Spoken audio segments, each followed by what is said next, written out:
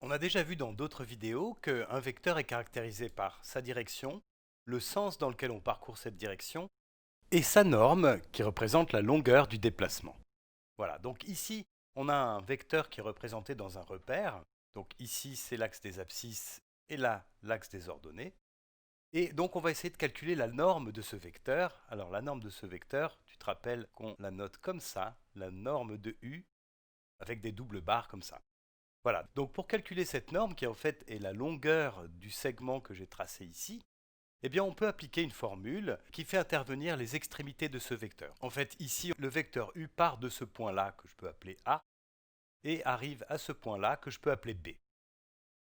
Et dans ce cas-là, on a la formule du cours qui nous dit que la norme du vecteur U, eh bien c'est la racine carrée de xb moins xa au carré plus yb moins ya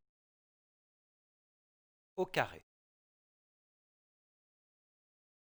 Donc c'est une expression qui peut te paraître un peu compliquée, mais en fait, tu vas voir qu'elle vient uniquement du théorème de Pythagore.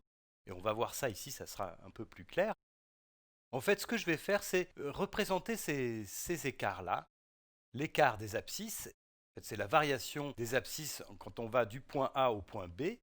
Et ça, c'est la variation des ordonnées quand on va du point A au point B.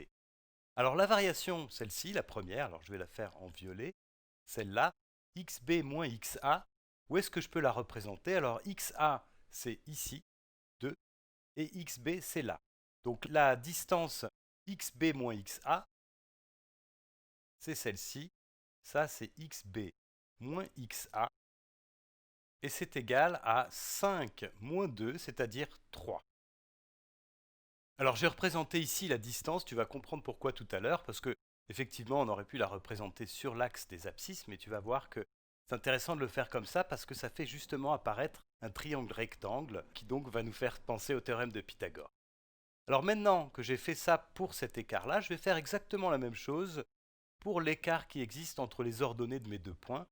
Donc je pars du point A et j'arrive au point B, et en fait, le déplacement vertical auquel ça correspond, c'est celui-là. Je pars de ce point-ci et j'arrive à ce point-là. Et donc YB moins YA, c'est l'ordonnée de 2, donc 2, moins l'ordonnée de A, donc 9. Donc c'est 2 moins 9. 2 moins 9, c'est égal à moins 7. Voilà, donc là, on va s'arrêter 2 minutes pour observer la figure qu'on a obtenue. La première chose qui est évidente, c'est que c'est un triangle rectangle. On a un angle droit ici, puisque ici, ce segment est vertical et ce segment est horizontal. Donc, puisqu'on a un triangle rectangle, on va utiliser le théorème de Pythagore. Alors, ce qui peut te perturber ici, c'est que ici, on a un moins 7, donc une valeur négative.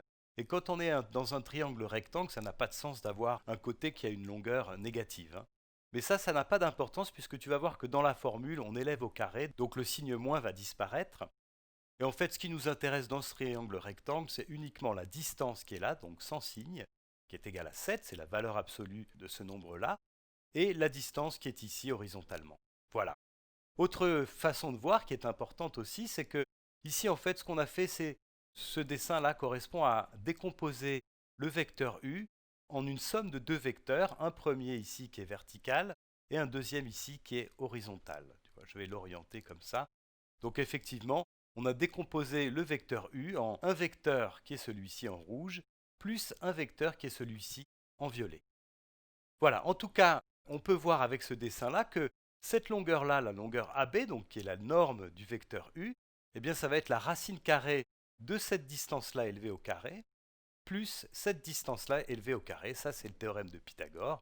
Et en fait, on tombe exactement sur cette formule-là. J'espère que ça t'aura aidé à comprendre d'où vient cette formule. C'est pas inintéressant de le faire. Et maintenant, je vais juste l'appliquer en remplaçant par les valeurs que je viens de déterminer.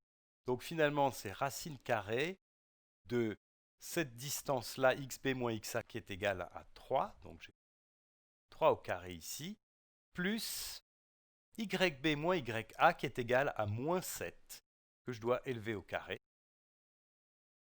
Voilà. Alors maintenant, ça, je vais faire les calculs. C'est racine carrée de 3 au carré qui est égal à 9, plus moins 7 au carré qui est égal à 49. Voilà. Et donc là, tu comprends peut-être mieux ce que je voulais dire tout à l'heure avec le signe moins. Comme on élève moins 7 au carré, le signe disparaît et donc on n'a pas de problème de signe ici. En tout cas, du coup, on obtient que la norme du vecteur u, eh bien, c'est racine carrée de 9 plus 49, qui est égale à 58. Voilà, là c'est terminé. Je pense que 58, c'est 2 fois 29, et 29 c'est un nombre premier, donc on ne peut pas simplifier cette racine carrée ici. Et je vais donc garder cette valeur exacte. La norme du vecteur u, c'est racine carrée de 58.